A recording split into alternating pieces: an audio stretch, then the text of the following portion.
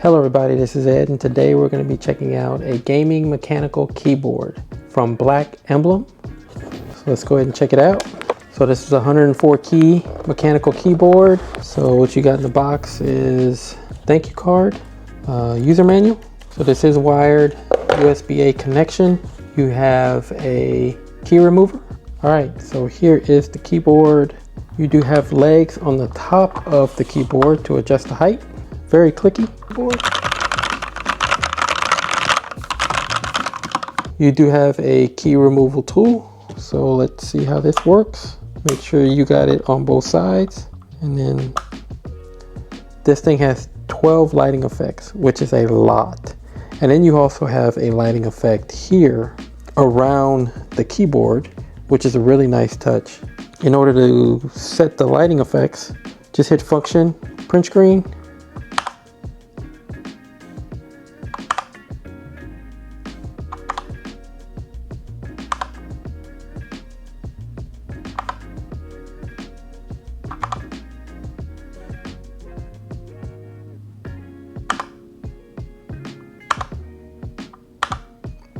And it's just so many to choose from, which is really cool. There's pretty much something for everybody on the different patterns. So if you're looking to choose between colors, you hit your function and home and keep pressing function and home, and you're able to see, but it's going to do the lighting effects that you had it set on, but it's going to be doing it in one color. So if you were looking to change the lighting colors here, you only have 3 options. And the way to do that is function insert. This light here turned off. Turn it back on, hit function insert again. All right, another cool feature on this keyboard, if you want to set this up for gaming, you hit function pause. As you can see, some of the buttons are illuminated that you may use when playing a game, and you have different options. Hit function pause again, and then as you can see,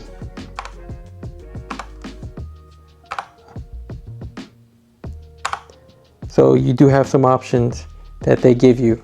But if you would want to customize it, you hit function scroll lock, and as you could see, the 3 LEDs blinking, and now you're able to add your own buttons that you may use. And if you want to change color, keep tapping the light, as you can see here. So now that I have chosen my buttons, in order to save this, you hit scroll lock again, and now they're saved. So when you hit function pause and you're scrolling through the different options you have, your lights will be saved. So if you want to put the keyboard back to factory setting, hold function and delete.